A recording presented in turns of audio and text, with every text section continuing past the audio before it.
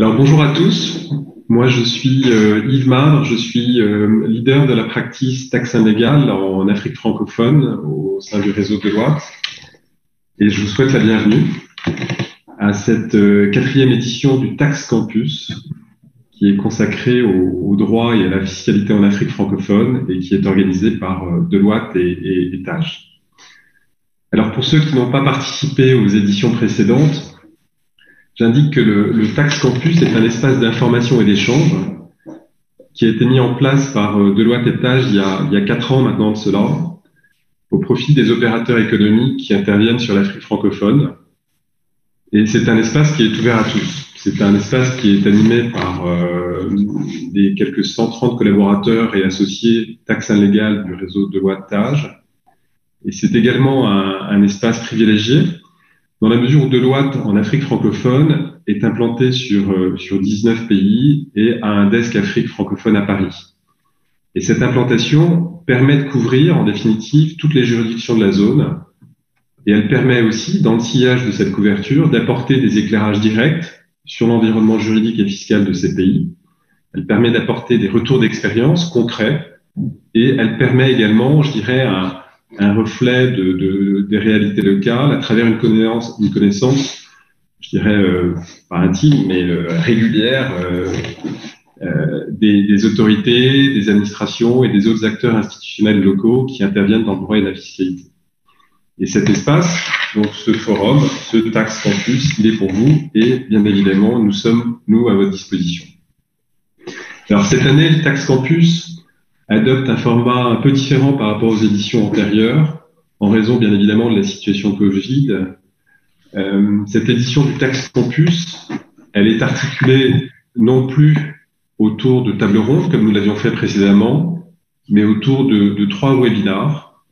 Le premier de ces webinars auxquels vous venez de vous connecter est consacré au panorama des contrôles fiscaux dans la zone Afrique francophone.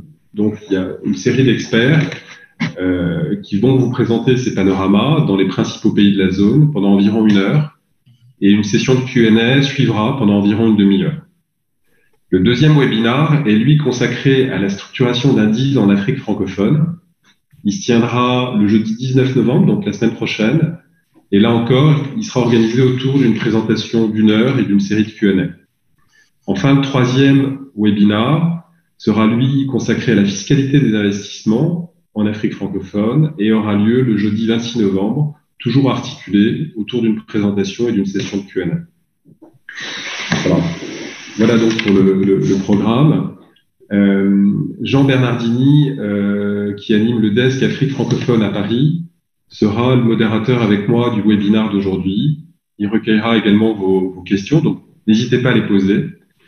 Vous avez également la possibilité de rencontrer un certain nombre de nos experts en cliquant sur le lien qui figurait dans l'invitation qui vous a été adressée. Donc là encore, si vous avez si vous souhaitez, je dirais, des échanges plus précis sur des juridictions, sur des situations que vos sociétés traversent, n'hésitez pas, hein, nos experts sont là pour ça. Donc voilà. Et donc sans plus tarder, je vais passer la parole à Jean pour introduire le premier de nos intervenants. Merci à tous. Merci pour cette introduction. Donc bonjour à tous. Donc je me présente, je suis Jean Bernardini, donc responsable du desk Afrique de Deloitte France et Deloitte Afrique francophone. Donc le contrôle fiscal en Afrique, c'est évidemment une étape cruciale dans la vie d'une société. C'est également un sujet d'attention et même parfois de préoccupation pour la totalité des opérateurs en Afrique. Donc l'objectif au travers de ce webinaire, c'est de partager avec vous les principales clés de compréhension qui sont aujourd'hui nécessaires pour justement appréhender les contrôles fiscaux en Afrique.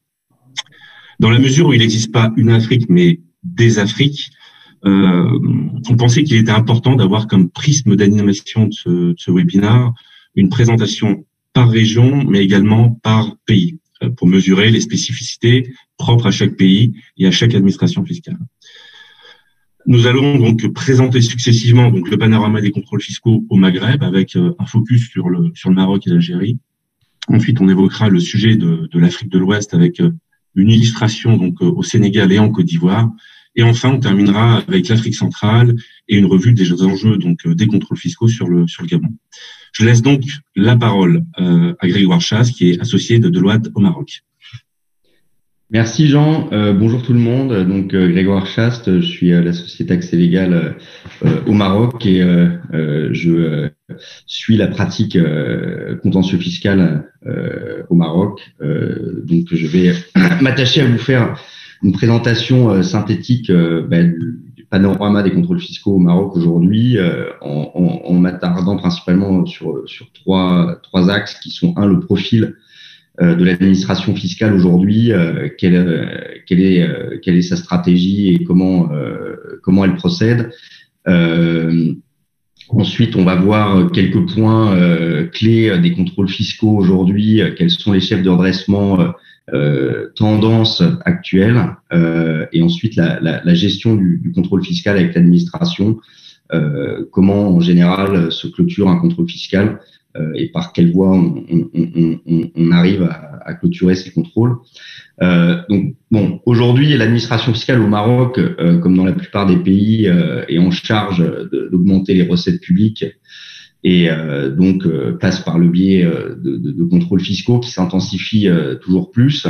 L'administration fiscale aujourd'hui, elle a un vrai objectif de performance dans la gestion des finances publiques. Donc on a ressenti ces 5 dernières années un vrai effort de modernisation, que ce soit par la digitalisation ou l'augmentation des compétences des inspecteurs. Il y a aussi une vraie volonté d'élargir l'assiette en réduisant le secteur informel et en poursuivant la lutte contre la corruption. Mais bon, aujourd'hui, l'administration, elle fait quand même encore face à un vrai sous-effectif avec une disparité des compétences selon même les régions. Donc, cette volonté de professionnalisation de l'administration est en route, mais elle n'est pas encore arrivée à ces objectifs qui ont été clairement définis par le directeur de l'administration fiscale. Donc voilà, on est en phase de transition. Ce qui fait qu'aujourd'hui, l'administration, elle doit avoir une stratégie très claire pour optimiser le résultat de ses contrôles. Donc globalement, ce qu'elle fait, c'est qu'elle a des cibles privilégiées qu'elle a déterminées et par un cycle de rotation assez simple, c'est-à-dire que dès qu'une période de prescription va être atteinte, il recontrôle. Donc aujourd'hui, globalement, les cibles de l'administration sont contrôlées très régulièrement. Il n'y a pas de période de battement, donc il faut être carré en permanence et savoir que l'administration aujourd'hui vient tout le temps. Il n'y a plus des périodes de 5-10 ans sans contrôle, donc il faut être préparé tout le temps. Donc pour optimiser les profits, l'administration elle s'attaque aux plus gros poissons, donc c'est les institutionnels marocains, banques, assurances, les grosses entreprises de l'industrie, de la téléphonie, de l'énergie, et bien aussi évidemment toutes les filiales de groupes internationaux au-dessus d'un certain chiffre d'affaires. Pourquoi ? Parce que c'est des boîtes qui ont en général une très bonne tenue de comptabilité, donc c'est des contrôles qui se passent assez facilement, qui ont des ressources, qui ont de la trésorerie et qui ont des interlocuteurs de haut niveau. Donc c'est les contrôles les plus rentables. Donc c'est ces entreprises-là que s'attaque l'administration. Bon, ça génère une certaine inéquité, dans le sens où beaucoup d'autres entreprises de plus faible envergure, PME marocaines, peuvent passer 20 ans ou même ne se sont jamais fait contrôler. Mais bon, à terme, ça va changer. Mais aujourd'hui, il faut savoir que c'est quand même toujours des filiales de groupes internationaux et les institutionnels qui sont visités. Donc, il faut être prêt à les recevoir. Alors, l'autre moyen de l'administration, au-delà des cibles, d'optimiser ces contrôles, c'est d'avoir une procédure la plus courte et efficace possible. Donc, ça passe par plusieurs moyens. Alors, dans le cadre du contrôle, c'est d'essayer de signer un accord transactionnel avec le contribuable dans les meilleurs délais, c'est-à-dire qu'une fois que l'inspecteur a fini son contrôle, eh bien, il sollicite. Alors, c'est devenu, ça a été légalisé. Maintenant, il y a une obligation de concertation, de discussion pour échanger des arguments dans le but non pas de notifier, mais de trouver un accord transactionnel sans avoir besoin de notifier, ce qui est un gain de temps pour l'administration qui n'a pas à rédiger des notifications et qui peut recouvrer le produit de ces redressements dans un délai beaucoup plus court que si la procédure s'éternise. Donc ça, c'est vraiment la tendance. Avant, ils notifiaient quand même à chaque fois, on pouvait signer un accord transactionnel après les notifications. Et là, aujourd'hui, ils essayent au maximum de signer des accords transactionnels sans qu'aucune notification n'ait été émise. Donc Grégoire, peut-être que le point donc important à relever ou à souligner sur la gestion en tout cas du contrôle fiscal, c'est ce money time entre guillemets au moment de la vérification, avant l'émission de la notification de redressement ou entre la notification ou entre la notification de redressement et les discussions qu'on pourrait avoir ensuite avec l'administration. Donc c'est un peu cette période de discussion qu'on peut avoir pour trouver un accord transactionnel avec l'administration. Donc c'est un peu cette étape-là qu'il faut entre guillemets soigner. Exactement. Il faut rentrer avec beaucoup de cordialité et de bonne volonté dans les discussions avec l'inspecteur, parce que de toute façon, lui, son objectif est de trouver un accord transactionnel. Maintenant, cette phase de concertation obligatoire permet d'échanger ces arguments dans un cadre légal et structuré. Ça doit donner lieu à un PV et c'est de cette manière qu'en général on avance, et c'est toujours aussi même dans l'intérêt de la société, parce que l'administration préfère signer un accord rapidement de manière à récolter les fruits de son contrôle rapidement. Et aujourd'hui, il y a une course à la trésorerie. Donc là, je le vois le Covid a un peu ralenti ça, parce qu'il y a eu des problèmes au niveau de l'administration, des cas Covid qui font que des réunions qui devaient se tenir n'ont pas pu se tenir, que maintenant l'administration a dû s'équiper avec Zoom pour tenir les réunions, et ça n'a pas été fait tout de suite. Mais bon, aujourd'hui, il y a une vraie tendance à l'accélération de résolution des contrôles par le biais de l'accord transactionnel, donc de discussion, pour éviter que la procédure qui avant avait tendance un petit peu à s'éterniser entre les réponses à notification, la convocation devant la commission nationale qui a 1 an pour se prononcer, et la possibilité derrière de faire encore un recours devant le tribunal administratif. Bon, l'administration, elle veut clairement réduire ce calendrier pour optimiser ces contrôles. Donc ça, c'est clairement ce qu'on voit.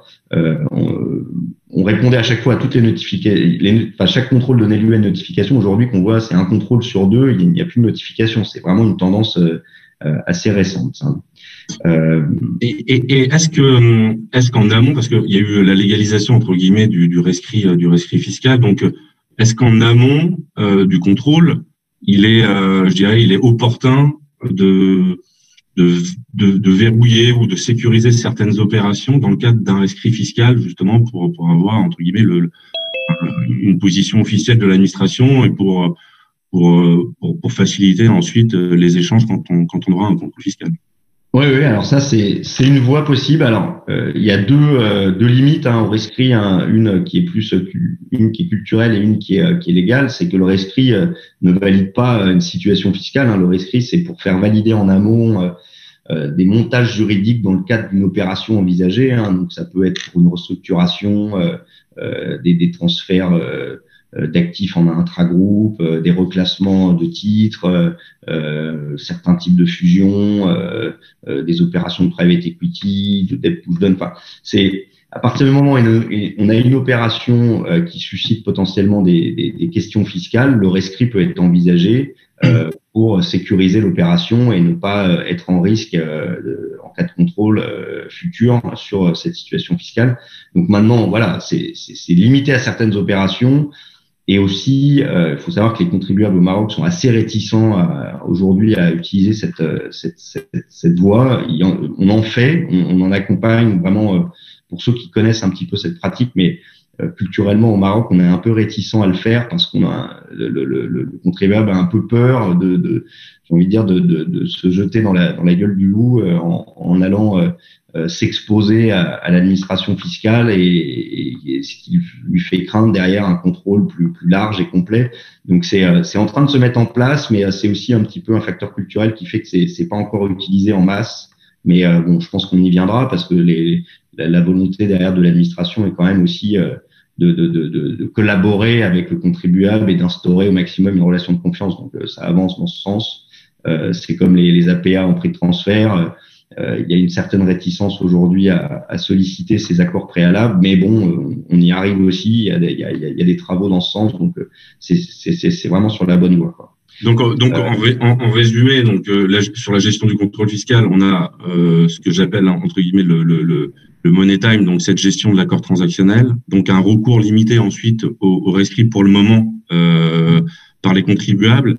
Et s'agissant en fait des points de redressement principaux qu'on peut retrouver au Maroc, est-ce que tu peux nous faire un bref aperçu de ces points, je dirais, de ces points de redressement classiques?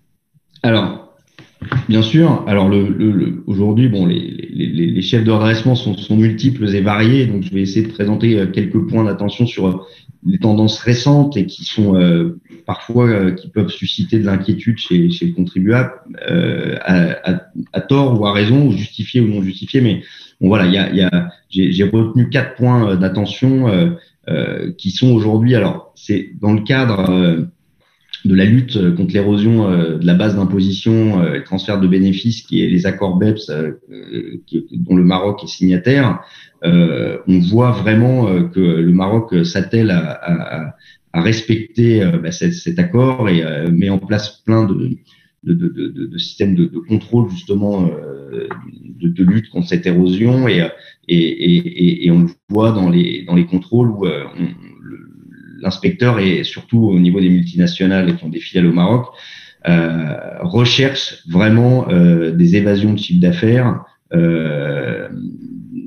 qui peuvent être multiples et variées en termes de raisons. C'est-à-dire que souvent, dans les groupes internationaux, il part un peu du principe que souvent, il y a du chiffre d'affaires réalisé au Maroc, mais qui n'est pas facturé au Maroc.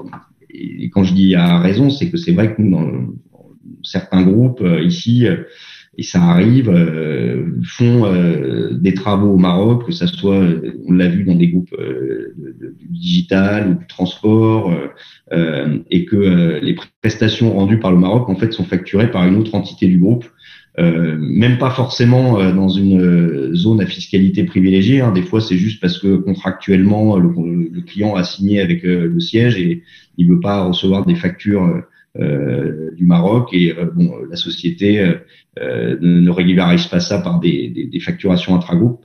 Donc le FIS traque ça, il sait qu'il y a beaucoup de cas, donc il le fait donc par un scan de la compta très précis, par des interviews faites au niveau du personnel, par une vraie recherche pratique et concrète de l'activité réelle de tous les gens de la société. Enfin, disons qu'il rentre dans le détail de l'activité pour essayer de voir s'il n'y a pas des activités réalisées au Maroc qui ne seraient pas inclus dans le chiffre d'affaires. Donc ça, c'est vraiment une vraie nouvelle tendance. Ils sont plus que dans l'analyse comptable et bilancielle, ils sont dans une vraie recherche de track, en tout cas de chiffre d'affaires qui pourrait ne pas revenir au Maroc alors qu'il le devrait. Donc il faut être très vigilant avec ça. Il faut bien au niveau des sociétés, pour éviter ce type de contrôle, justifier toute son activité, tous ses flux. S'il y a des choses qui ne sont pas facturées au Maroc alors qu'elles le devraient, il faut régulariser en faisant des facturations intra-groupes qui justifient ce chiffre d'affaires qui est fait au Maroc. Donc, il faut être vigilant là-dessus parce que c'est vraiment un gros point de redressement régulier, sachant que l'administration elle a un pouvoir discrétionnaire pour rejeter les comptabilités et reconstituer les chiffres d'affaires. Donc, il faut être vraiment vigilant là-dessus. De la même manière, en termes de prix de transfert, ils sont de plus en plus regardants sur ces questions-là. Donc, c'est fondamental. En plus, c'est une obligation aujourd'hui. Il faut avoir une documentation de prix de transfert carrée. Il faut que toutes les transactions intra-groupes soient contractualisées avec une description précise des prestations, avec une description très précise et circonstanciée de la détermination du prix, qui ensuite va être soutenu par cette documentation. Plus on est armé en matière de prix de transfert, moins l'administration fiscale aura de prise pour redresser, même si elle trouve toujours un moyen ou un autre de le faire. Mais disons que des contrats carrés, une méthode de prix circonstanciée, une documentation aux normes internationales avec une analyse fonctionnelle, une méthodologie des prix, ça permet quand même de limiter les risques et la casse. Donc il faut vraiment s'y mettre pour les groupes internationaux qui sont pas encore à jour là-dessus, parce que ça leur permettra d'éviter des gros contrôles. L'autre point qui est une tendance actuelle qu'on a vu, et c'est ce qui mène vraiment à une conclusion, en tout cas actuellement, c'est de ne plus s'implanter au Maroc sous forme de succursale, parce que fiscalement c'est très défavorable actuellement. Disons, dans les récents contrôles, l'administration fiscale considère que tous les flux entre la succursale et son siège qui passent par des comptes de liaison, elle assimile ce compte de liaison entre guillemets à un compte courant, et chaque mouvement de ce compte vaudrait paiement. Donc ça implique que par exemple toute assistance portée par le siège à sa succursale qui donne lieu à des frais de siège, au Maroc, l'administration va considérer que le simple fait de les constater en comptabilité donne lieu au paiement de la TVA, donne lieu au paiement de la retenue à source de 10%. Donc c'est un surcoût de 30% à chaque opération avec le siège. Donc c'est très pénalisant, sachant qu'en plus quand ils redressent, ça donne lieu à des pénalités importantes. Au-delà de ça, ils considèrent que la branch tax, qui est donc la retenue à source sur les profits réalisés par la succursale, est due quoi qu'il arrive, même si les conventions fiscales ne la prévoient pas ou même l'excluent. Donc, pour quelqu'un qui s'implante au Maroc et qui pense qu'il ne sera pas soumis à la branch tax, c'est un peu la douche froide en cas de contrôle.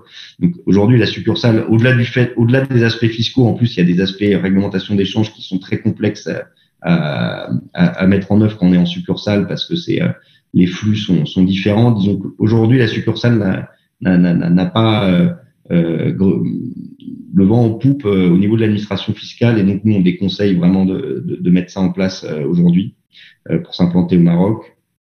Et le dernier point que je voulais aborder, qu'on voit aussi parce que c'est un petit peu une tendance actuelle, c'est que aujourd'hui il y a pour les groupes aussi internationaux qui font appel à des prestataires groupes, l'administration part du principe que l'entité marocaine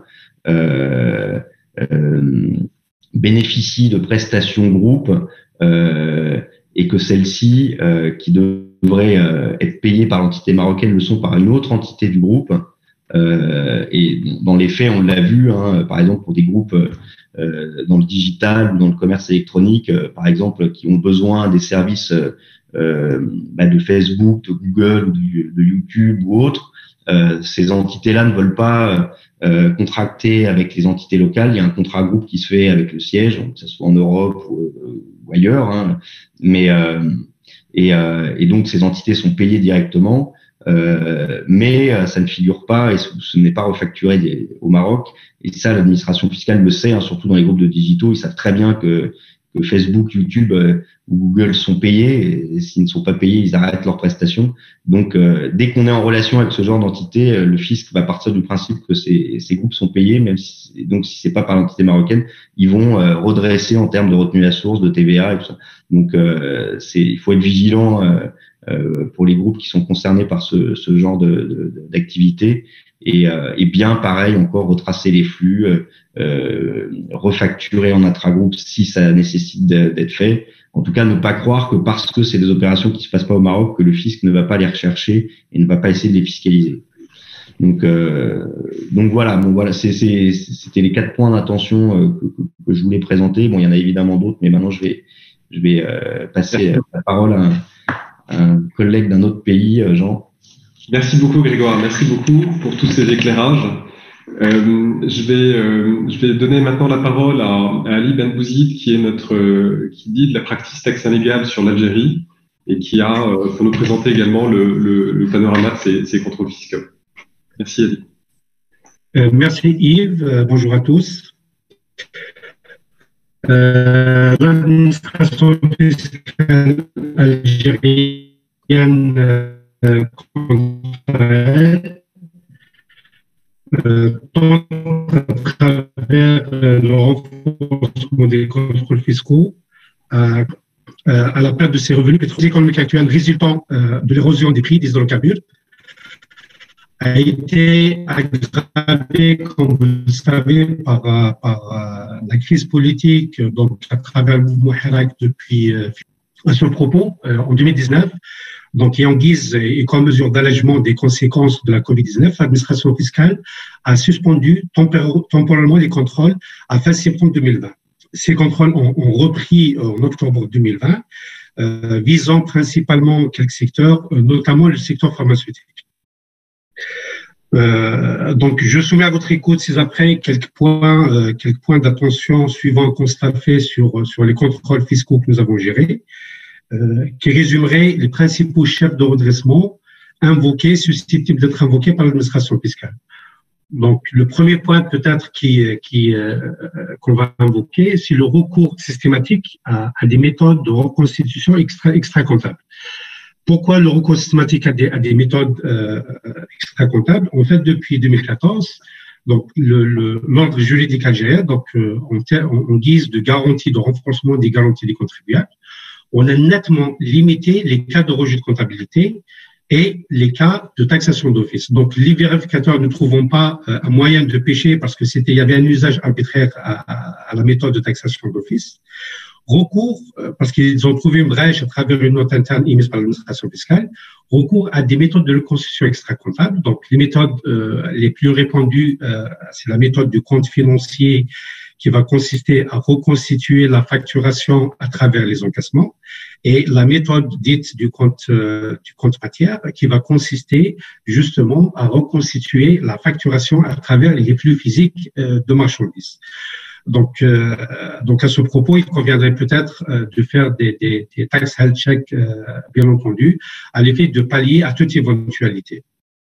À côté justement de ce premier chef de redressement, nous pourrions également invoquer et c'est très répandu ces dernières années.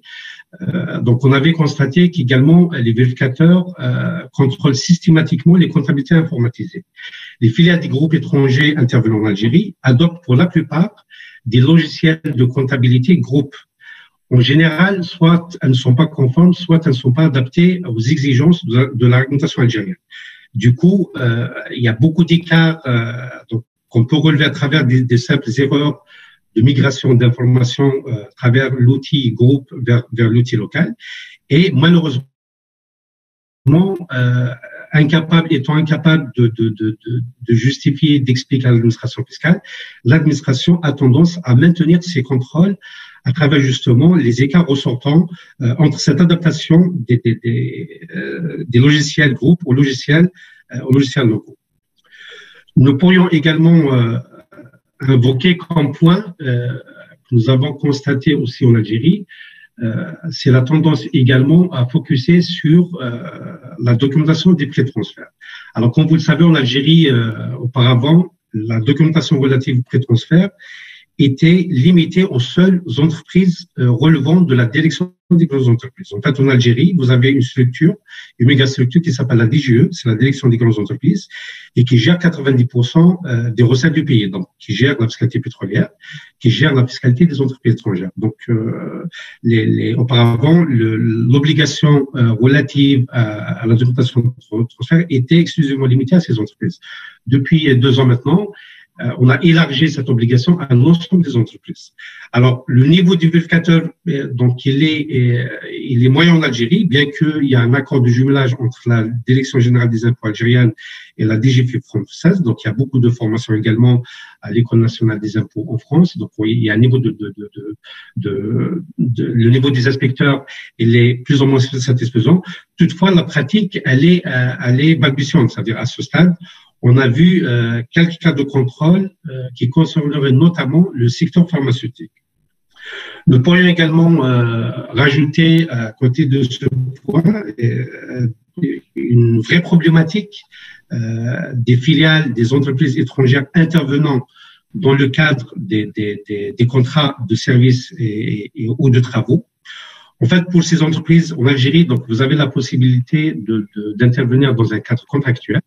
Il suffit de signer un contrat avec un client basé en Algérie. Sur la base de ce contrat, donc vous pouvez vous enregistrer, vos taxes enregistrées au niveau des impôts et faire vos déclarations. Donc vous avez la possibilité, donc l'avantage en fait de ce cadre contractuel, c'est de faciliter l'intervention des entreprises étrangères en Algérie, d'éviter l'application de la règle 49-51 si jamais donc la société voudrait intervenir en Algérie. Donc, afin d'éviter l'application de la règle 49-51, il y a un autre moyen qui s'applique dans le cadre contractuel.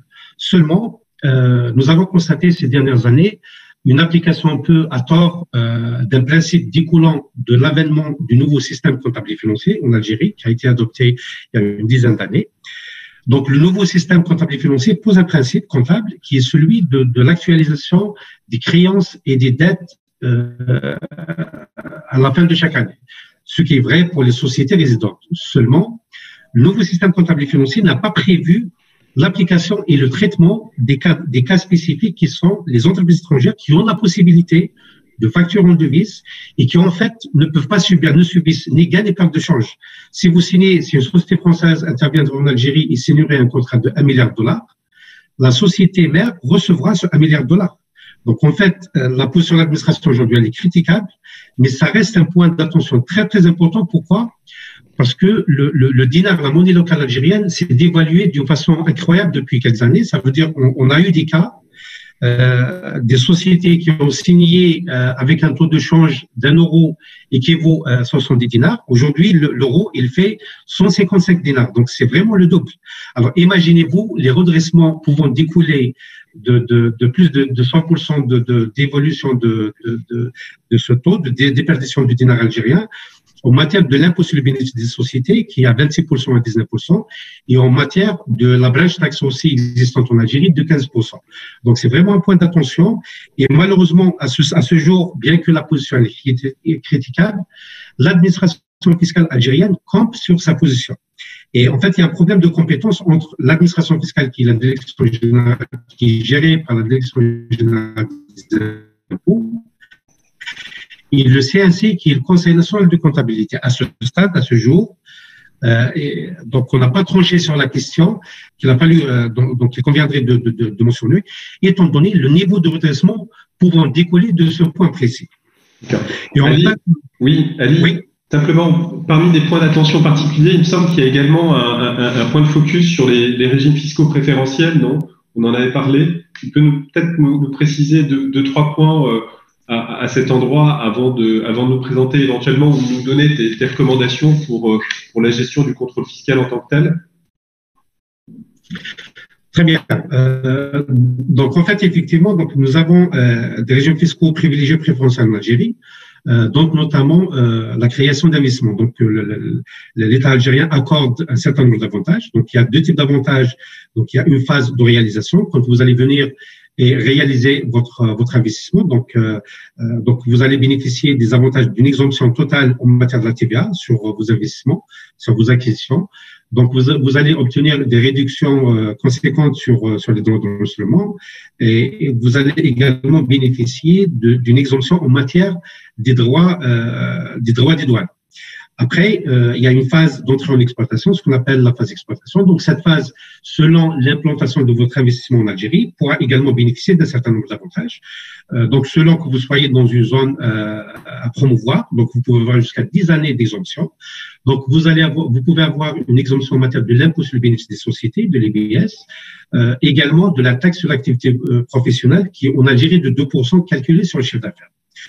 Toutefois, donc, ces régimes fiscaux préférentiels sont assortis d'un certain nombre d'obligations. Donc, parmi les obligations, donc, il y a les obligations déclaratives, donc, à savoir la présentation de chaque année d'un état d'avancement de vos réalisations. Donc, il faudrait valider avec l'agence nationale qui vous a octroyé les avantages, mais également une obligation de l'investissement pendant la période d'exploitation.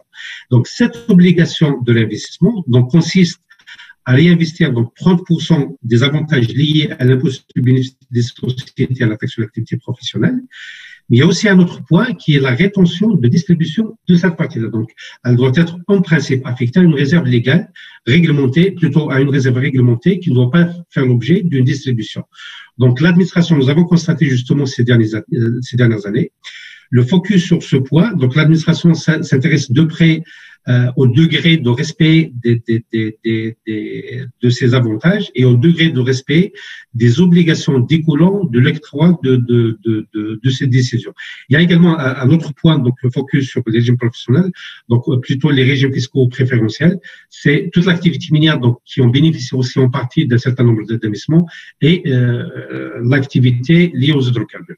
Donc ceci Oui, simplement parce qu'on a d'autres panélistes en fait qui doivent intervenir sur peut-être un mot ou deux mots sur la gestion du contrôle fiscal avant de passer à l'Afrique de l'Ouest.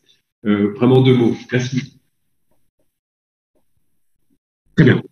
Alors, en résumé, donc, il faut bien préparer son contrôle en amont. À travers des revues, des déclarations, ça c'est très important.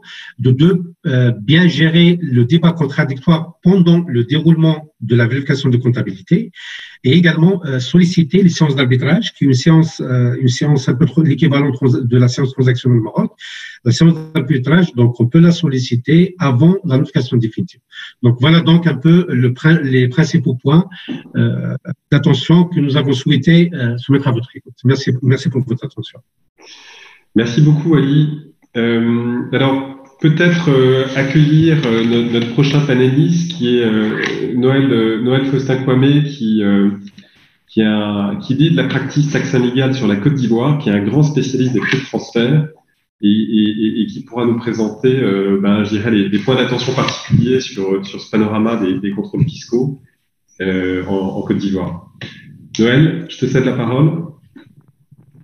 Bonjour Yves, bonjour tout le monde.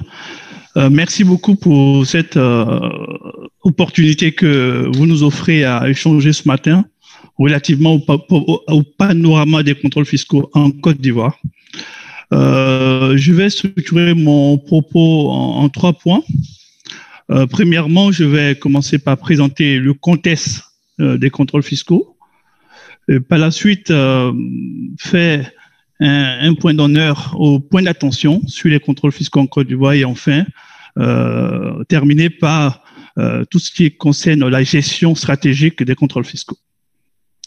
Donc, en ce qui concerne le premier point sur le contexte des contrôles fiscaux en Côte d'Ivoire, ce que je peux dire d'emblée, c'est que le budget de la Côte d'Ivoire est passé en l'espace de 10 ans, c'est-à-dire de 2010 à 2020, à entre 3 000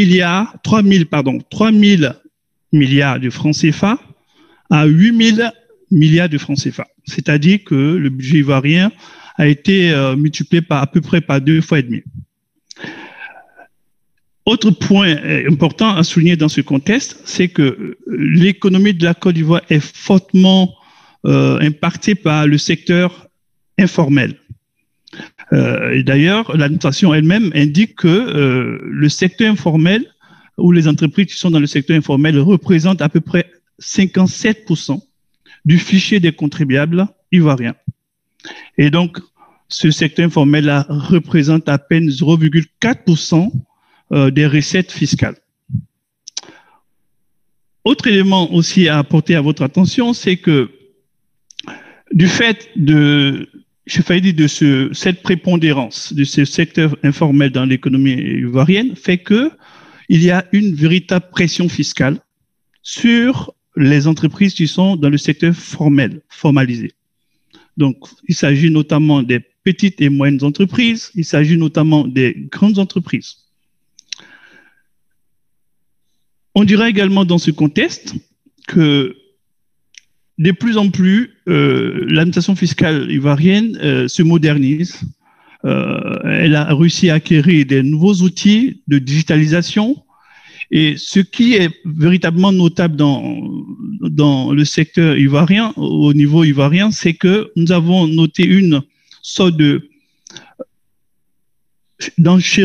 d'enchérissement des législations en matière de droit des affaires. C'est-à-dire qu'on a vu en l'espace de 10 ans également que la Côte d'Ivoire a beaucoup évolué dans ses réformes en matière de droit des affaires.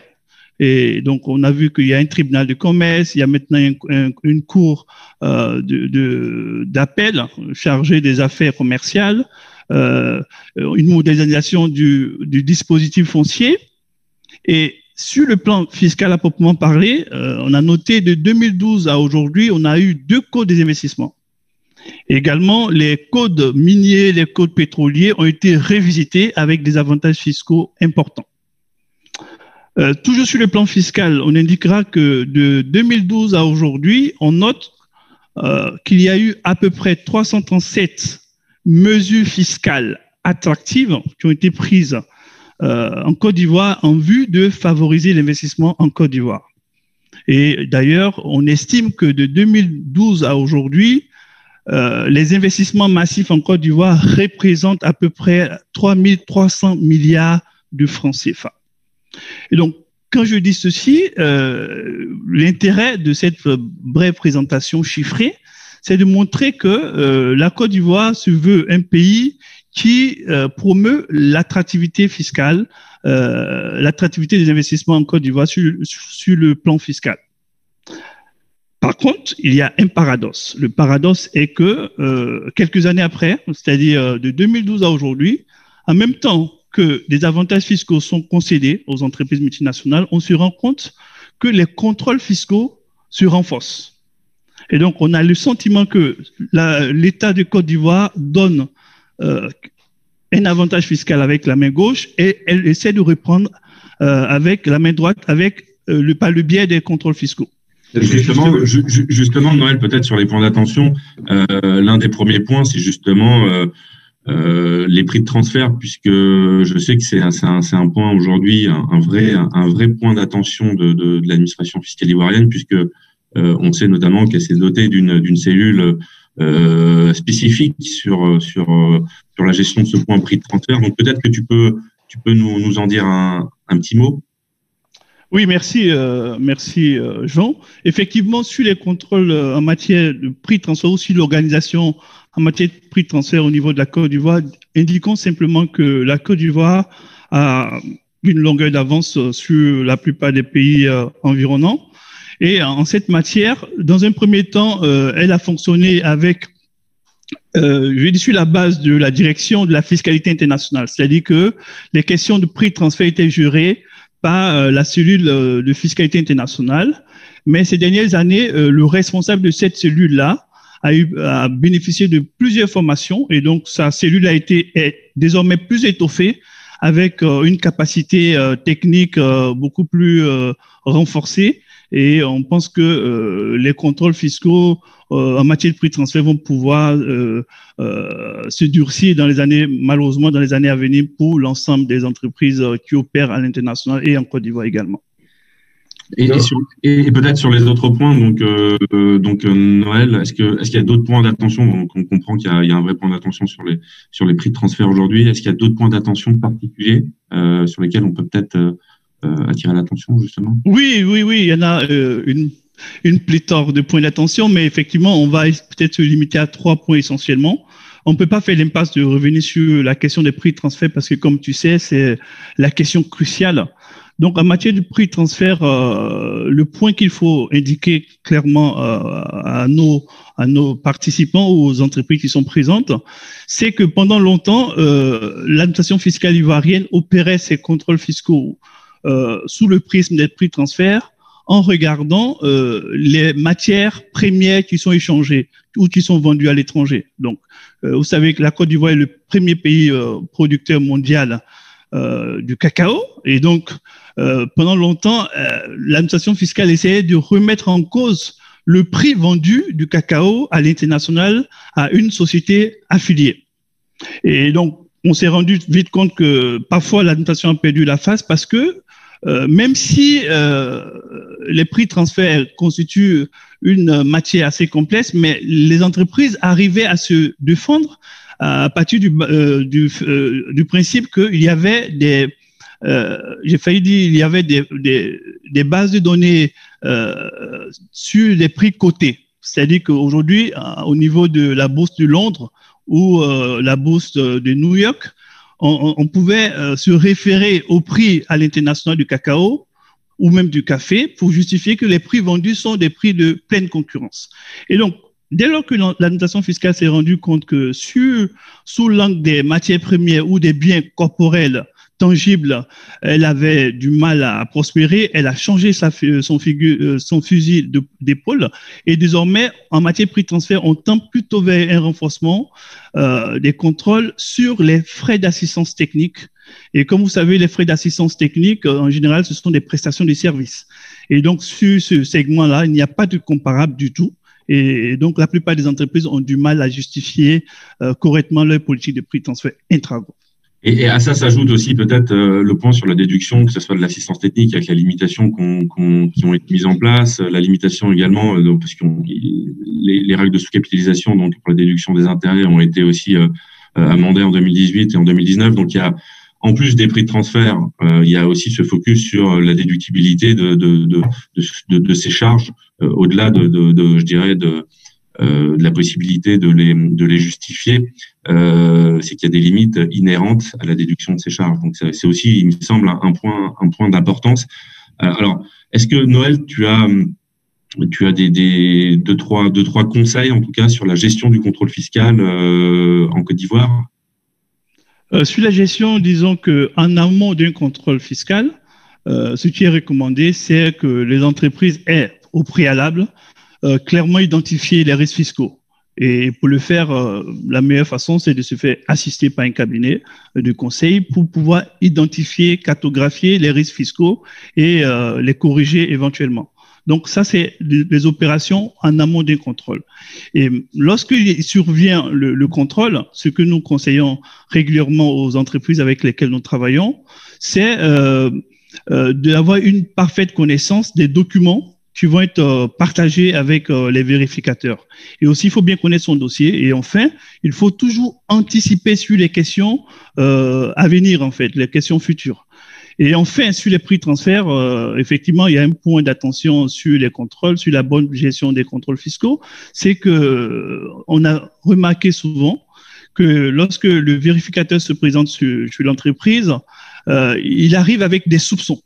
Et donc, clairement, il faut que l'entreprise garde à l'esprit que les soupçons du vérificateur ne sont que des simples soupçons et ces soupçons ne constituent pas des preuves suffisantes. Vous savez qu'en la matière, l'achat de la preuve incombe à l'administration, donc c'est à elle d'apporter la preuve de la normalité des prix de transfert.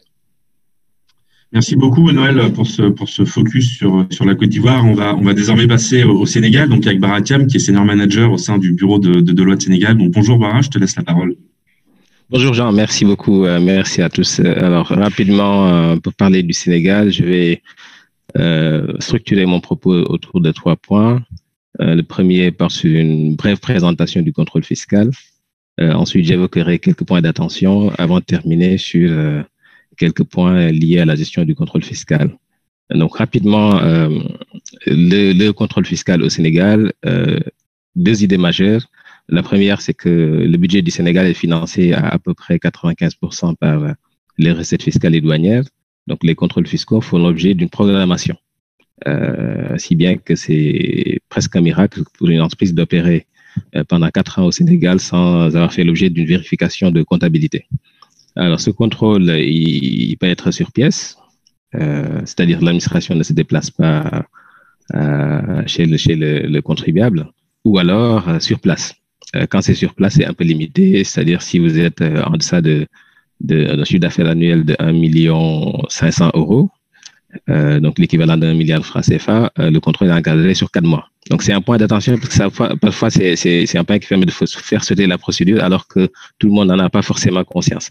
Le contrôle sur place, contrôle sur pièce. Deuxième point, le contrôle fiscal très souvent se déboucle par de la transaction. C'est rare qu'on en arrive à une issue judiciaire. La transaction se fait après la réception de la notification de redressement et ce sont des discussions souvent qui s'engagent avec l'autorité hiérarchique de la brigade de vérification. Soit on habite à une solution très bien ou à défaut, ils maintiennent leur position. À ce moment-là, on peut solliciter ce qu'on appelle une demande d'arbitrage, qui serait l'équivalent dans d'autres pays de l'interlocution départementale ou la saisine de la direction du contrôle fiscal. Donc ça, ce sont les 2 points majeurs en la matière. Donc pour passer rapidement sur les points d'attention que nous voyons souvent, alors je commencerai par les prix de transfert qui ont été évoqués. Donc je pense que c'est devenu une législation presque unanimement implantée dans pas mal de juridictions africaines. Pour le cas du Sénégal, le dispositif existe depuis longtemps, même si en pratique, ça a été renforcé en 2018 et que jusque-là, le contrôle strictement prix de transfert est limité un petit peu à une vérification formelle de l'existence d'une documentation. C'est-à-dire que pour les entreprises qui ont un certain chiffre d'affaires, elles ont l'obligation de préparer ce qu'on appelle une déclaration simplifiée de prix de transfert, où en gros on récapitule l'essentiel des transactions avec les sociétés liées, sans minimum, c'est-à-dire dès qu'il y a 1 euro ou 3 francs CFA, enfin 5 francs CFA entre deux entreprises liées, vous devez renseigner le montant concerné dans la déclaration simplifiée qui doit être déposée en même temps que l'alias fiscale. Donc, soit le 30 avril de l'année qui suit la clôture de l'exercice pour le Sénégal. Ça, c'est le premier volet un peu du contrôle. Donc, si vous le faites pas, vous avez 10 millions de francs CFA, soit 15 000 euros de pénalité qui tombent tout de suite. Deuxième point, c'est la documentation générale, ce qu'on appelle le local file, qui est différent du master file préparé par le siège. Et ce local file, il est exigé au Sénégal. Il suit à peu près le format standard de l'OCDE qu'on trouve dans beaucoup de pays, avec quelques spécificités locales cependant, puisque le Sénégal n'est pas membre de l'OCDE. Cette documentation, il faut la produire non pas de façon automatique et spontanée avec l'alias fiscal, mais sur demande de l'administration, ce qui sera le cas en général quand il y a des contrôles. Donc, dès qu'il y a un contrôle, l'administration va très souvent demander la production de la documentation et laisse à l'entreprise 20 jours pour la produire. À défaut, il y a une pénalité de 0,5% sur les transactions concernées. Donc, sur le plan technique, sur les redressements, autre que juste la validation de l'existence d'une documentation, ce qu'on voit souvent, c'est qu'en la matière, l'administration va essayer de remettre en cause souvent le montant des redevances, l'allocation des profits, ou de façon générale, la facturation sur les transactions interco. Alors, elle le fait sous différents angles, selon que le pays concerné où est établie la maison mère a une convention fiscale avec le Sénégal ou pas.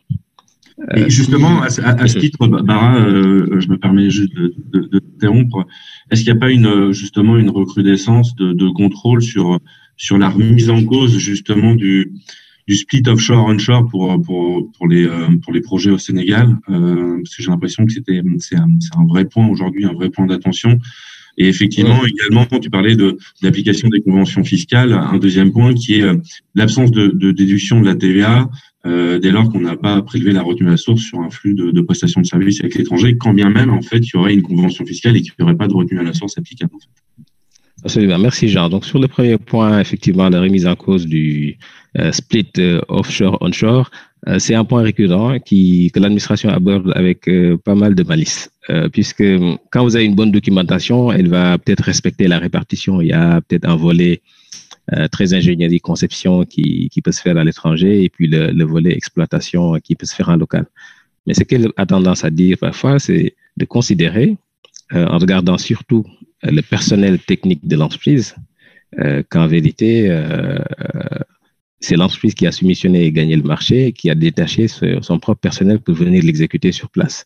Et donc, elle va dire, en gros, vous avez sous-traité le marché, c'est-à-dire on vous rend un service au Sénégal.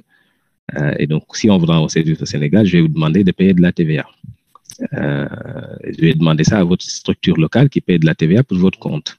Pour faire le lien avec la deuxième question de Jean, si vous avez de la TVA sur ces prestations, normalement, vous avez, si c'est un pays qui n'est pas conventionnel, de la retenue à la source qui est autour de 20%. Si c'est un pays conventionné, vous n'aurez pas de retenue à la source puisque la convention assimile ça à des bénéfices d'entreprise, donc il n'y a pas de retenue à la source. La spécificité consiste en ceci. Si vous ne payez pas la retenue à la source sur ces transactions, la TVA que vous avez décaissée auprès de l'administration fiscale, elle ne peut pas être récupérée. Et c'est une perte sèche. Vous pouvez la passer en charge et la déduire à l'IS, mais vous ne pourrez pas la récupérer. Donc, pour répondre à ta question, Jean, effectivement, il y a une vraie recrudescence en la matière et sur ce point-là, l'angle d'attaque de l'administration est plutôt centré sur comment on structure les relations entre filiales et sièges. D'accord. Peut-être un dernier point avant qu'on passe à la zone Afrique, à la zone Afrique centrale. Est-ce qu'il y a un dernier point un petit peu clé que tu auras en tête, que tu souhaiterais partager avec les participants?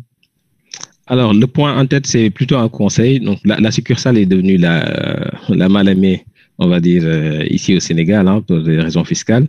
D'abord, il y a la première contrainte liée à l'OHADA qui fait que la succursale est limitée à 4 années d'exercice.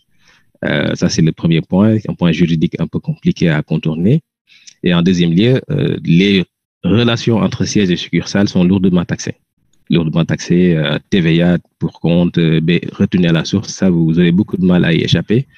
En tout dernier lieu, sur la gestion du contrôle fiscal, faites attention en cas de vérification de comptabilité. On peut vérifier un exercice qu'on a vérifié et on vous a donné un certain nombre de notifications. C'est pas pour autant que c'est terminé. Tant que le délai de prescription court, l'administration peut faire un contrôle sur pièce et vous redresser.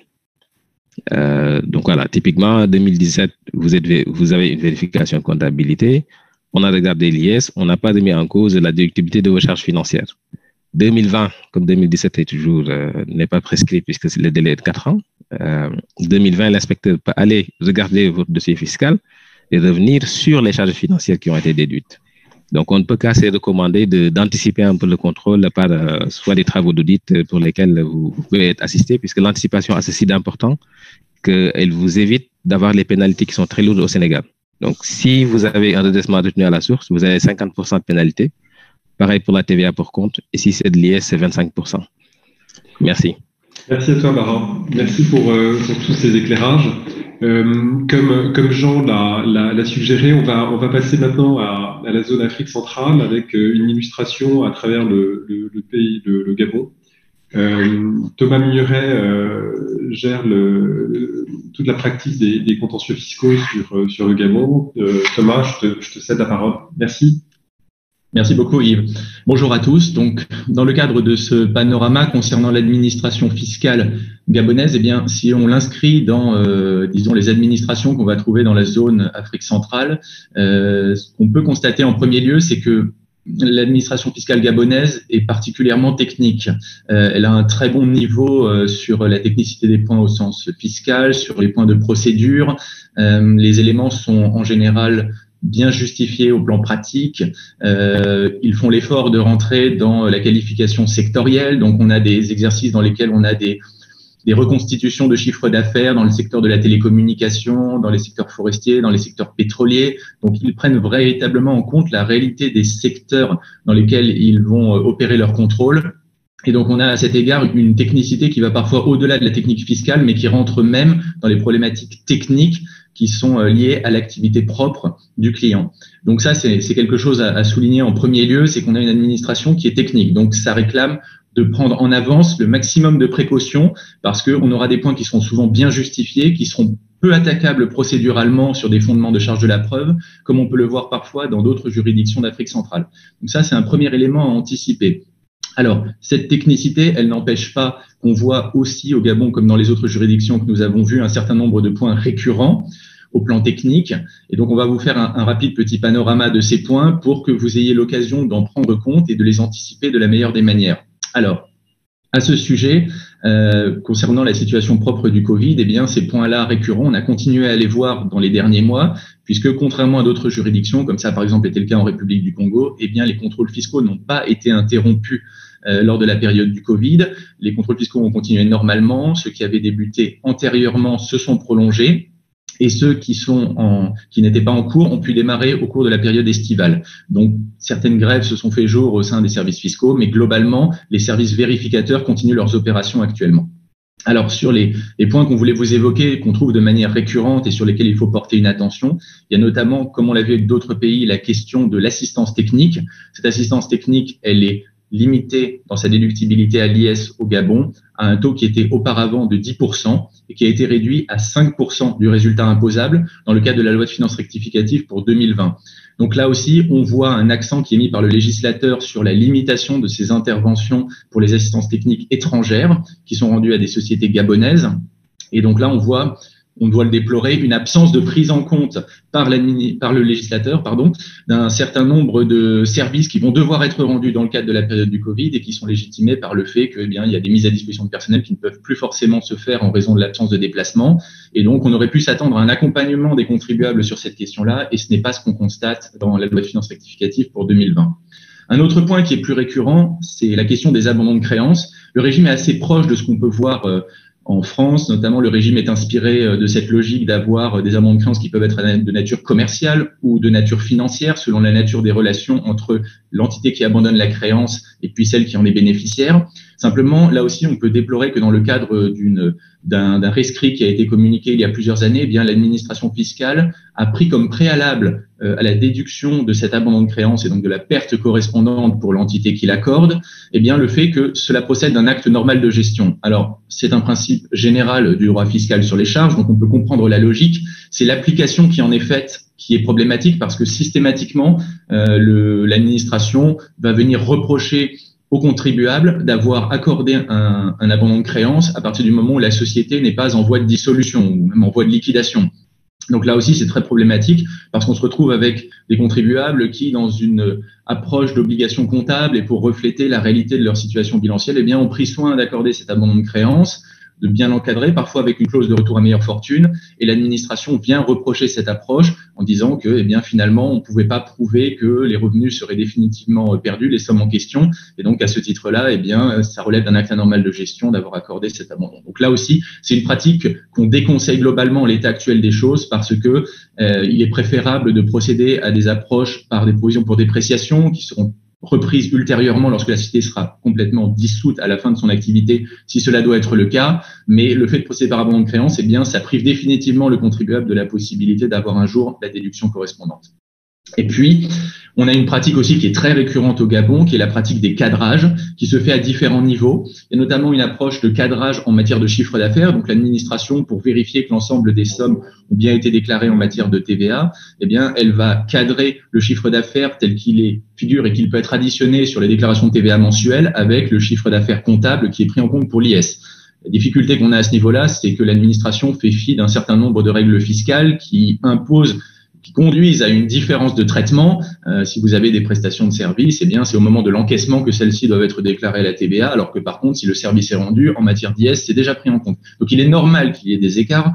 La difficulté, c'est que, eh bien, au moment où le contrôle arrive, parfois 3-4 ans après le moment où ces écritures ont été passées, eh bien, les équipes ont pu changer. On a du mal à retrouver exactement les raisons du fait que les montants ne cadrent pas. C'est très compliqué de le reconstituer tardivement. Et là aussi, ce qu'on conseille, c'est que comme on sait que ce type de cadrage va être systématique, eh bien, tout l'intérêt, c'est de faire l'exercice en amont, dans le cadre de la révision annuelle des comptes, et de préparer à ce niveau-là un cadrage qui sera montré à l'administration le jour où celle-ci viendra vous reprocher des écarts entre les différents montants.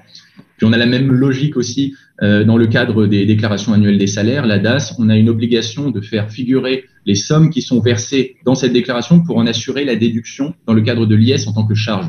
Là aussi, on a une problématique, c'est que la déclaration dans la DAS, ce sont les paiements, alors que la déclaration l'IS, ce sont les engagements, ce sont les charges. Donc là aussi, l'administration fait souvent des recoupements un peu bruts et elle compare en fait des obligations liées à l'engagement et des paiements. Et donc évidemment, là non plus, les sommes ne cadrent pas toujours. Et là aussi, on doit, pour éviter la remise en cause des charges, eh bien batailler un peu pour montrer pour quelles raisons il y a des écarts entre les différents montants selon les déclarations. Donc voilà, il y a des tentatives de recoupement de l'administration et là-dessus, on peut déplorer le fait que, eh bien, ces recoupements pourraient être faits avec plus de soin et plus de précision.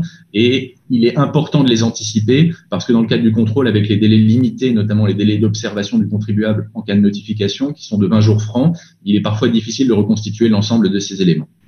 Alors, oui. On observe un peu les mêmes mécanismes dans d'autres régions de l'Afrique centrale, notamment en RDC, on a aussi toutes ces problématiques-là. Est-ce que tu peux peut-être nous éclairer en matière d'imposition de la plus-value et droit d'enregistrement? Je crois comprendre que c'est aussi des points d'attention particuliers et récurrents qui revient dans le cadre des contrôles fiscaux. Est-ce que tu peux nous commenter peut-être Oui, absolument. Alors, effectivement, là, on a fait un petit panorama des points classiques. Maintenant, on a des points de nouveauté qui sont tentés par l'administration avec plus ou moins de succès. On va prendre deux exemples. Un qui fonctionne plutôt bien pour l'administration et un qui a été battu en brèche par d'autres services, donc par l'administration en interne. Le premier point qui fonctionne plutôt bien, c'est que classiquement, eh bien, l'approche qui était retenue lorsqu'on avait des réorganisations de titres à l'intérieur d'une structure, d'un groupe, eh bien, très souvent, cette opération, elle était faite pour des raisons de simplification, pour éviter d'avoir à faire des valorisations externes, eh bien, elle était faite sur la valeur nette comptable des titres. Donc, cette approche-là, elle était classiquement acceptée par l'administration. jusqu'il y a quelques années, et progressivement, l'administration a augmenté sa technicité sur ce point-là. Maintenant, elle considère que les éléments qui doivent être retenus sont des éléments de valeur réelle des titres, qui correspond à ce qu'on voit dans de nombreux pays, mais maintenant, c'est véritablement un point qui est pris en compte par l'administration fiscale, même sur les opérations de restructuration intragroupe. Donc là aussi, même si ce n'est pas encore formalisé par voie d'une instruction qui permettrait d'indiquer quelles sont les méthodes de valorisation, puisque celles-ci sont diverses, la méthode des cash flow discountés, la méthode patrimoniale, il y a beaucoup d'approches, les multiples de l'EBITDA, enfin, il y a beaucoup d'approches différentes. Il n'y a pas une manière reine de valoriser une société, mais ce que l'on constate, c'est que dans le cadre des contrôles fiscaux, eh bien, l'administration, de plus en plus, nous parle de ces méthodes de valorisation, remet en cause les approches qui sont purement fondées sur des logiques bilancielles en regardant les montants des capitaux propres, l'actif net de la société. Donc là aussi, il y a maintenant des efforts à faire. On ne peut plus se limiter à faire comme auparavant un recours aux valeurs bilancielles. Il faut faire l'effort d'aller valoriser la société sur d'autres éléments selon les méthodes de valorisation financière que l'on voit usuellement dans les bonnes pratiques. Et alors ça, c'était le point de succès. Oui, juste un instant sur un point qui n'a pas fonctionné, que l'administration est tentée d'intégrer. Dans le cadre des obligations employeurs, l'employeur est censé prélever à la source l'impôt sur le revenu. L'administration avait tenté de remettre en cause le fait que, comme ces sommes bénéficient d'un abattement de 20% dans le cadre de la détermination de l'assiette, eh bien, cet abattement de 20% ne pouvait pas être réalisé au niveau de l'employeur, mais c'était seulement la personne physique à la fin, dans le cadre de sa déclaration annuelle, qui pouvait s'en prévaloir. La difficulté étant qu'au Gabon, beaucoup de personnes physiques, quand elles n'ont que des revenus salariaux, ne préparent pas de documentation de l'impôt sur le revenu. Et là, on est intervenu dans le cadre des contrôles auprès de la direction de la législation et du contentieux, qui a fait droit à nos arguments et qui, à ce titre, eh bien, a enjoint les inspecteurs vérificateurs de ne plus procéder à ce type de contrôle. Mais comme on n'est pas à l'abri que certains continuent à le faire ponctuellement, eh bien, on le porte à votre connaissance. D'accord. Alors simplement informer les participants que nos experts vont répondre à vos questions dans 1 minute ou 2. Donc prenez ce petit temps pour formaliser vos questions, adresser nos questions. Pendant ce temps-là, Thomas, je te propose simplement de je dirais, ponctuer cet éclairage avec peut-être des recommandations sur la gestion du contrôle fiscal, notamment au Gabon. D'accord. Le temps que nos participants posent leurs questions, et on commencera dans 2 minutes la série des Q&A. Très bien. Alors, on va faire un tout petit point sur la question de la gestion des contrôles fiscaux avec les nouvelles mesures qui ont été introduites. D'abord, un point important, c'est un point qui est dans le cadre de la gestion des opérations sur place. De manière classique, les inspecteurs s'émeuvaient du fait que très souvent, eh bien, ils demandaient des documents dans le cadre des opérations sur place. Ils ne recevaient pas ces documents, ils notifiaient sur ce fondement-là, et puis derrière, le contribuable subitement retrouvait le document, et ça faisait donc tomber le redressement, ce qui limitait derrière les sommes que l'administration pouvait envisager de recouvrer. Alors, dans ce cadre-là, eh bien, le législateur a accordé un droit supplémentaire à l'administration fiscale, qui est celui de constater lorsqu'un document a été demandé et qu'il n'a pas été produit lors des opérations sur place, eh bien, de le constater par voie de procès verbal. Et à ce moment-là, le document devient irrecevable dans la phase contentieuse du contrôle fiscal. Donc, on ne peut plus le produire par la suite. Donc là, c'est très important à ce niveau-là d'être vraiment attentif aux éléments qui sont portés sur ce procès verbal, si jamais le contribuable d'en arriver là, pour vérifier que l'étendue est suffisamment restreinte pour éviter que, eh bien, il y ait un grand nombre de documents qui soient discrédités dans la phase contentieuse. Enfin, le Covid a eu 2 effets principaux concernant la gestion du contrôle fiscal. Le premier aspect, c'est que dans le cadre de ces opérations, on a une procédure qui permet la régularisation spontanée. Lorsque le contribuable porte à la connaissance de l'administration un certain passif fiscal latent, eh bien, dans ce cadre-là, il peut échapper aux pénalités. Cette procédure, c'est normalement une procédure qui a été annuellement reconduite. Pour la première fois, elle est garantie sur une période de 3 ans, jusqu'à la fin de l'exercice 2022. Donc là, pour la première fois, le législateur a étendu le bénéfice de ces dispositions sur une approche triennale. Et puis ça, c'est l'impact positif. Et puis l'impact négatif, c'est que afin de garantir la possibilité pour l'administration, même si elle maintient les contrôles fiscaux en pratique, de procéder à ces contrôles dans les délais procéduraux, eh bien, la loi de finances rectificative pour 2020 a prolongé d'une période de 6 mois la possibilité pour l'administration de procéder à ces contrôles. Donc, les procédures de contrôle, donc le contentieux de l'assiette, et puis les procédures de recouvrement sont décalées de 6 mois. Merci beaucoup. Merci beaucoup, Thomas. Merci. Jean, je crois que on va passer à la série des questions, à la session des Q&A. Il y a un certain nombre de questions qui ont déjà été. Ouais, effectivement, il y a des questions qui ont été posées. Donc, les premières questions, on a eu quelques questions donc sur le Maroc. Donc, pour Grégoire. Donc, j'ai essayé de les résumer. Il y a trois questions principales. La première, c'est sur effectivement la déduction donc de tout ce qui est prestations intra-groupe, assistance technique, dans la mesure où il n'y aurait pas de limitation particulière. Est-ce qu'il y a il n'y a pas de limitation particulière au Maroc, comme il peut y avoir dans d'autres pays en Afrique subsaharienne. Donc, quelle est la position un petit peu de l'administration sur la déduction de ces charges intra-groupe? Et puis, par ailleurs, est-ce qu'il y a un lien à faire avec la réglementation d'échange? Un lien surtout en principe en retenue à la source, mais est-ce qu'il y a un lien quand même à faire pour la déduction de ces charges-là? Première question. Une autre question sur le régime CFC. Donc, Casablanca Financial City, est-ce qu'il y a déjà eu des contrôles fiscaux sur les sociétés qui sont situées dans cette zone spécifique au Maroc? Et enfin, le point un petit peu classique de retenue à la source avec la France ou avec les pays conventionnés. Donc retenue à la source de 10%, même sur la partie service, je dirais. Donc il y a eu des échanges de lettres avec la France et le Maroc. Donc est-ce qu'il y a une évolution sur l'imposition, je dirais, de cette retenue à la source systématique? Donc voilà un petit peu le triptyque, je dirais, pour le Maroc. Donc Grégoire, est-ce que tu veux répondre à ces questions pour les prendre dans l'ordre? Merci Jean, oui, bien sûr, avec plaisir. Donc, alors la première question sur l'assistance technique qui est aussi un petit peu la tarte à la crème de l'administration fiscale dans les relations intra-groupes. Donc, il y avait une tolérance il y a encore quelques années où on pouvait accepter que cette assistance technique, elle soit pricée sur un pourcentage du chiffre d'affaires réalisé par la filiale. Dans les groupes internationaux, voilà, on considérait que le siège travaillait pour toutes les filiales du groupe et leur apportait un support technique qui englobe toutes les fonctions administratives, comptables, commerciales, juridiques et autres, et prévoyait justement souvent pour cette assistance un pourcentage du chiffre d'affaires. Bon, aujourd'hui c'est complètement à proscrire, hein.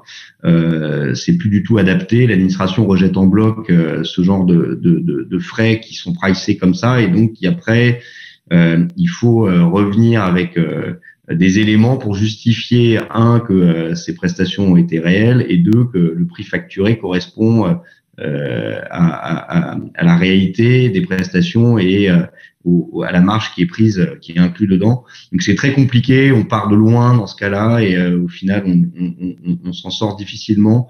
Donc aujourd'hui, bon, c'est beaucoup plus fastidieux, mais c'est le seul moyen de limiter la casse pour ça. C'est comme j'en parlais tout à l'heure, c'est qu'il faut mettre en place des contrats très très précis sur le type de prestations réalisées et déterminer une méthode de prix qui est en ligne avec la précision de ces prestations. Donc les décrire, dire que en général, bon, pour ce genre de prestations, on les price avec une méthode de cost plus, hein, c'est-à-dire que c'est le coût de revient majoré d'une marge qui elle doit être de marché. Bon, pour ça, la marge acceptable au Maroc, elle varie entre 5 et 10% suivant le volume et l'importance. Mais surtout, il faut avoir les moyens de justifier la réalité des prestations. Donc, constituer des dossiers pour chaque prestation rendue sous forme de timesheet des collaborateurs qui y travaillent, des rapports, des comptes rendus, des échanges de mails. Disons que toute cette assistance technique doit être justifiée au dirham près, et c'est pas simple, hein, on le sait, hein, et en général maintenant dans les directions fiscales qui prennent ce problème à bras le corps, il y a pratiquement même quelqu'un qui est dédié à cette activité de s'occuper, de monter les dossiers de justification de ces assistances techniques rendues. Pour qu'en cas de contrôle, on puisse fournir à l'administration fiscale tous les éléments qui vont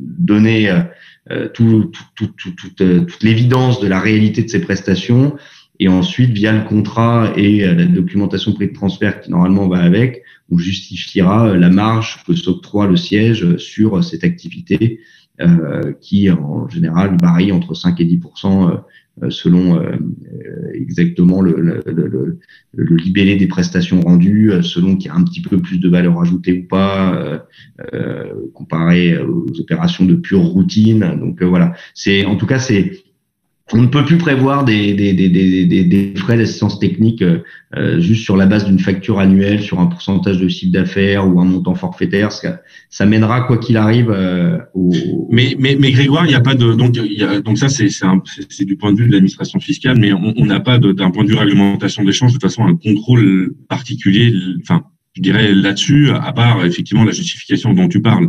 Mais en tout cas, il n'y a pas de lien entre la déduction et contrôle d'échange. Alors, il y a un lien qui se fait naturellement parce qu'en fait, à partir du moment où le fisc considère que des frais d'assistance technique ont été indûment versés soit au siège, soit à la maison mère, selon que ce soit des frais de siège ou des management fees, et ben là, ça constitue en fait une infraction à la réglementation d'échange parce que tout transfert de devise qui n'est pas légitime est sanctionné et donc ce qu'on appelle la double peine des prix de transfert, et là en l'occurrence pour l'assistance technique, c'est que on est redressé fiscalement, et deux, on peut être sanctionné par l'office d'échange pour avoir transféré des devises de manière indue parce qu'on considère que ça a rémunéré des prestations fictives, et donc là on peut en plus de ça, en cas d'un contrôle office d'échange, être sanctionné là-dessus. Donc de toute façon aujourd'hui sur ces frais d'assistance technique, la réglementation d'échange s'est beaucoup durcie, et avant il suffisait de lui fournir un contrat de prestation continue, et ça devait suffire normalement à valider les virements vers l'étranger.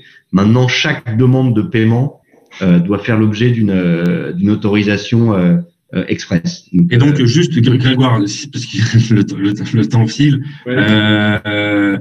Juste, oui. Donc, il y avait une question sur le contrôle fiscal et régime CFC. Donc, est-ce qu'effectivement, donc les sociétés en CFC aujourd'hui sont contrôlées, deux, est-ce qu'il y a des remises en cause de ces régimes, ou parce qu'on n'aurait pas rempli les conditions particulières des 10 régimes. Donc vraiment en quelques mots pour ensuite passer il y a deux autres petites questions sur le Maroc. Très vite. Alors CFC, c'est un régime qui est de moins en moins récent, mais qui reste récent, vu qu'il a été mis en place concrètement à partir de 2011. Qui octroie aux sociétés qui obtiennent ce statut des avantages fiscaux assez conséquents, comme une réduction de l'IR à un taux forfaitaire de 20%, il a été modifié récemment, mais globalement on a un taux d'IS réduit sur les activités à l'export, et on a des facilités en termes de change avec des comptes en devises qui sont simples à manipuler.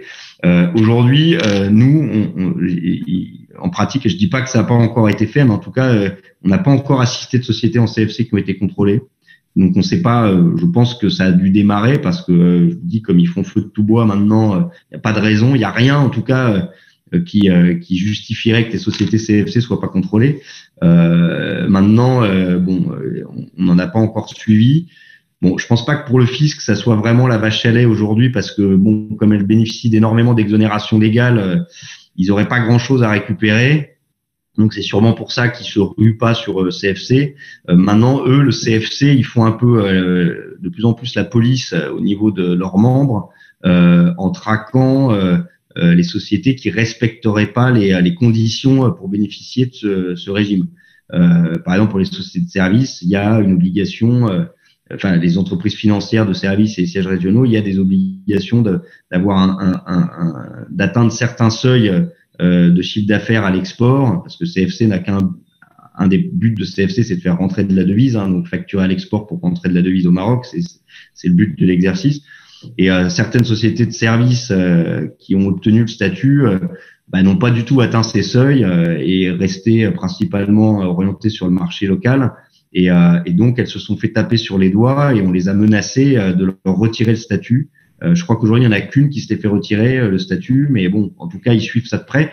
Et si par contre, on leur retire le statut, toutes les années où on considère qu'elles n'ont pas respecté les conditions, les avantages fiscaux y attachés tombent. Et là, ça pourrait donner lieu vraiment à un redressement très important. Bon. Donc les deux dernières questions juste sur le Maroc, mais très rapidement, Grégoire. Donc la première de ces deux questions sur l'application de la retenue à la source, effectivement, avec les pays conventionnés, donc la position du Maroc qui est agressive puisque on considère que effectivement avec les conventions fiscales on ne devrait pas avoir de retenue à la source sur les services, je dirais les services purs. Première chose, donc très rapidement. Et deuxième chose sur l'imputation des crédits d'impôt étrangers au Maroc en l'absence de convention fiscale. Donc est-ce que tu peux juste dire très rapidement deux petits mots sur chacune de ces? Alors très rapidement. Alors oui, on essaye avec la Convention française de définir le plus précisément possible ce qui est qualifié de redevance et qui justifie la retenue à la source. Maintenant, dans les faits, pour être très concret, l'administration fiscale considère que toutes sortes de prestations de services intra-groupes rentre dans la définition des redevances, même si elle a été précisée par un échange de lettres récemment. Elle a une interprétation très extensive et toute étude technique, tout transfert de savoir-faire pour l'administration fiscale ressort d'une prestation de service. Donc même n'importe quelle prestation, elle considère que ça qualifie d'études techniques, de transfert de savoir-faire. Elle considère qu'à chaque fois qu'une prestation est rendue, il y a un transfert de savoir-faire. Donc elle continue à appliquer cette retenue à la source. Donc chaque facturation de l'étranger, enfin de la France vers le Maroc de prestations de services aujourd'hui sera de facto soumis à cette retenue à la source pour une raison aussi simple, c'est que la banque ne fera pas le transfert sans avoir payé cette retenue à la source. Donc en fait, il faudrait demander à l'administration qu'elle reconnaisse que cette retenue à la source n'est pas applicable, ce qu'elle ne fait jamais. Donc en pratique, c'est très compliqué de s'exonérer de cette retenue à la source. Donc ça, c'est le premier point. Et après, sur les crédits d'impôt, comme pour les pays non conventionnés, comme en France, on a reconnu que ces retenues à la source devenaient des charges déductibles. Au Maroc, j'ai eu le cas dans un contrôle fiscal et ils n'ont pas considéré que c'était une charge déductible. Donc c'est pas encore un point favorable, mais je pense que parce que la question n'a pas encore été tranchée au niveau de la législation et j'ai posé une question fiscale là-dessus à laquelle j'ai pas encore eu de réponse, mais normalement il n'y a pas de raison que ça soit pas considéré comme une charge. C'est quand même des frais engagés dans l'intérêt de la société et pour la réalisation d'une opération. Donc je vois pas pourquoi c'est pas accepté, mais dans le cadre du contrôle qu'on a suivi là-dessus, ils avaient rejeté cette déductibilité.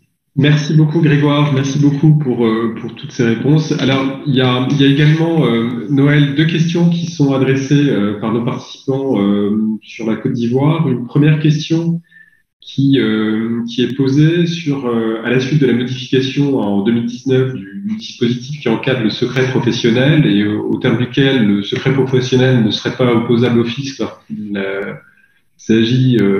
lorsqu'il agit dans le cadre du droit de communication. Est-ce que tu as un éclairage sur cette question-là?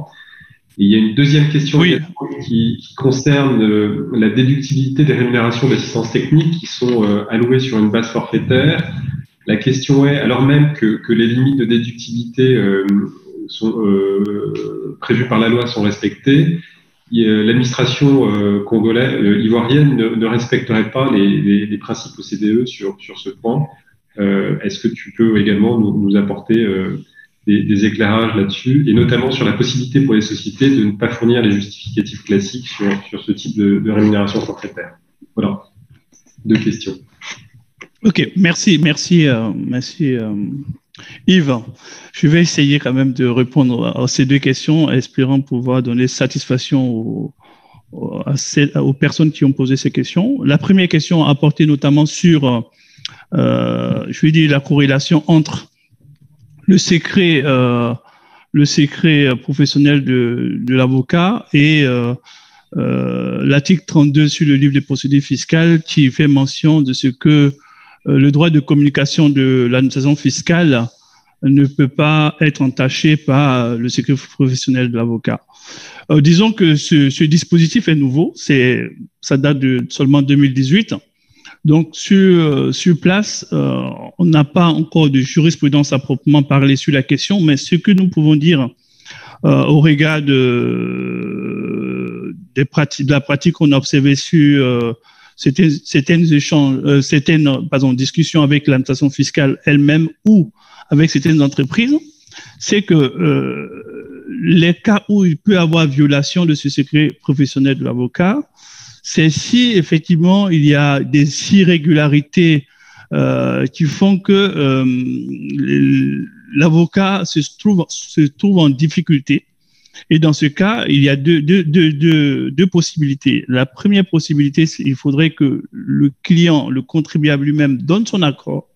Donc, si le client, le contribuable, le client de l'avocat ou le contribuable donne son accord pour que les documents liés à ce client-là soient communiqués au fisc, dans ce cas-là, c'est possible.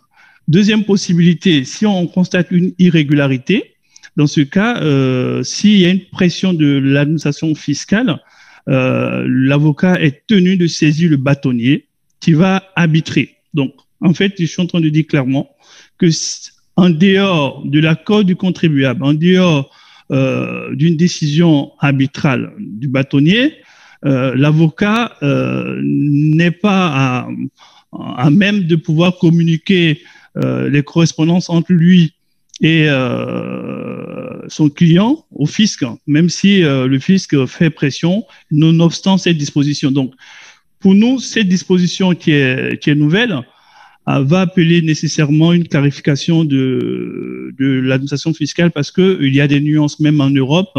Le droit du secret, la garantie offerte aux clients des cabinets d'avocats, c'est une garantie qui permet d'avoir une protection, je dirais, quasi absolue. Donc, on ne peut pas, par une législation de cette nature, violer cette garantie. Donc, ça, c'est notre point de vue au regard des discussions qu'on a eues en amont avec certains avocats et certains contribuables sur le terrain.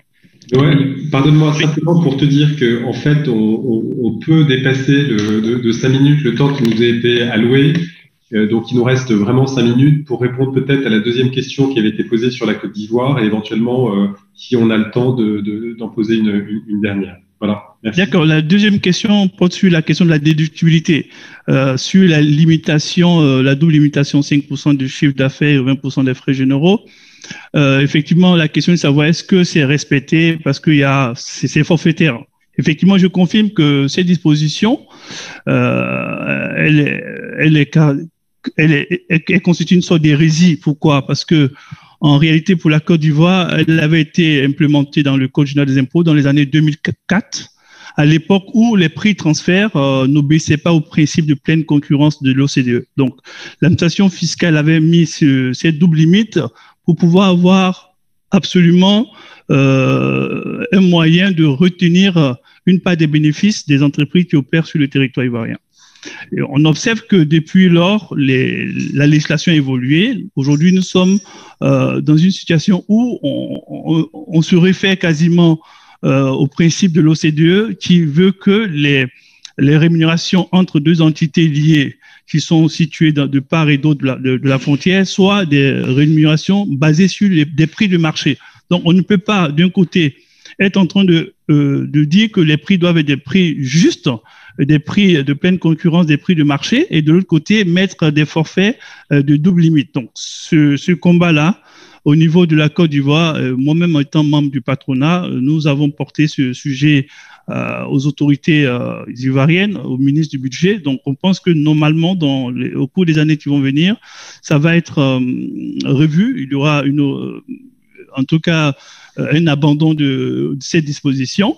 Mais pour répondre encore plus précisément à la question, c'est que l'autre question, c'est que il y a cette double limite qui s'applique à la fois sur le plan international, c'est-à-dire que sur le plan des flux transfrontaliers, et ça s'applique également au niveau intra. C'est-à-dire, si vous êtes un groupe et que vous avez 3 sociétés filiales en Côte d'Ivoire, avec une société mère en Côte d'Ivoire, effectivement, il y a cette double limite également. Et parfois, les entreprises ne font pas attention. Elles pensent que c'est seulement lorsqu'on traverse la frontière. Et donc, justement, le point d'attention ici, c'est que les intérêts qui sont versés lorsque une entreprise contracte un prêt auprès de sa maison mère, les deux sociétés sont en Côte d'Ivoire. Ces intérêts-là, normalement, rentrent dans le champ d'application de cette double limite. On a observé que beaucoup d'entreprises ne le font pas et finalement, elles se font redresser dessus. Je ne sais pas si j'ai répondu à la question. Merci Noël. Il y a peut-être une dernière question pour le Sénégal. Oui, effectivement, je pense que il y a une question sur le point qu'on a abordé, Bara, ensemble, sur la non-déduction de la TVA en l'absence de retenue à la source. Donc ça a été mis en place. Ça existe déjà dans le Code général des impôts et il y aurait une précision dans le projet de loi de finances pour 2021. Donc peut-être, si tu veux donner quelques éclairages sur ce point-là. Oui, merci Jean. Alors, effectivement, la question mérite d'être posée. Donc, juste pour rappeler, au Sénégal, quand vous avez une prestation de service rendue par une entité étrangère à une société sénégalaise, on applique de la TVA. Et très souvent, si c'est un pays qui n'a pas de convention, on va appliquer aussi la retenue à la source. Si c'est un pays qui a une convention, souvent la retenue à la source va être exclue puisqu'on n'entrerait pas toujours, si c'est en particulier des services d'assistance technique, dans la définition des redevances. Donc, la nouvelle rédaction proposée, pour moi, quelque part, elle vise à clarifier juste que en l'absence de retenue à la source, qui est déjà une pratique, mais qui a été critiquée puisque le texte n'était pas clair. Donc, l'ancienne rédaction disait la chose suivante: les prestations de services, quelle que soit leur dénomination, lorsque le bénéficiaire de la rémunération n'est pas imposable à un impôt sur le revenu au Sénégal. Le bénéficiaire de la rémunération, donc l'entité, on va dire, l'entité américaine qui rend des services à une société sénégalaise, elle n'est pas imposable parce qu'elle n'a pas d'établissement stable. Et donc, on dit que la TVA qui va être due sur cette prestation, enfin, sur le paiement lié à cette prestation, n'est pas récupérable. Donc, la nouvelle rédaction ne parle plus forcément n'est pas imposable à un impôt un impôt au Sénégal. Elle dit la chose suivante: les prestations, quelle que soit leur dénomination, lorsque le bénéficiaire de la rémunération n'est pas établi au Sénégal. Donc, on ne parle plus forcément d'être imposé ou pas, puisqu'il y a eu un certain nombre de contentieux pour les sociétés qui avaient une succursale. Et le point de savoir, est-ce que la succursale est le prolongement du siège? Est-ce que ça veut dire que je suis imposé ou pas? Ça a généré pas mal de discussions avec l'administration. Donc, la nouvelle rédaction vise à dire, un, votre prestataire n'est pas établi au Sénégal. Et deuxièmement, j'exclus uniquement les prestations qui comportent un transfert de savoir-faire. Et ça veut dire quoi, un transfert de savoir-faire? Ça, c'est laissé à la discrétion du ministre des Finances qui va prendre un arrêté pour définir les prestations qui comportent un transfert de savoir-faire. En résumé, pour moi, ce qu'on est en train de dire, un transfert de savoir-faire, c'est souvent dans la définition de redevance, puisqu'il y a tout ce qui est transmission de connaissances techniques, etc. Donc ça, c'est type de savoir-faire. Donc, ce qu'on est en train de dire, c'est si vous n'êtes pas imposable à la retenue à la source, vous ne pouvez pas récupérer la TVA. Autrement dit, c'est juste une précision d'une pratique qui s'appliquait jusque-là. Ok. Ouais. Bara, merci beaucoup. Merci à tout le monde. Le temps file, le temps va très vite.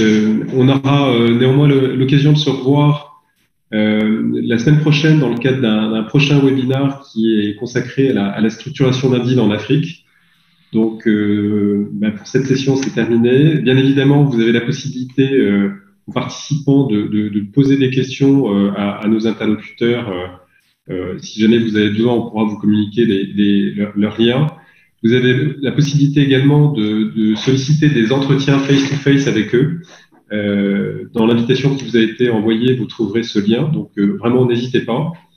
Et je vous souhaite donc une bonne journée. Je remercie tous les participants, tous les intervenants, et je vous dis donc à la semaine prochaine sur le prochain webinaire dédié à la structuration d'un deal en Afrique. Voilà. Bonne journée à tous. Au revoir. Merci à tous. Au revoir.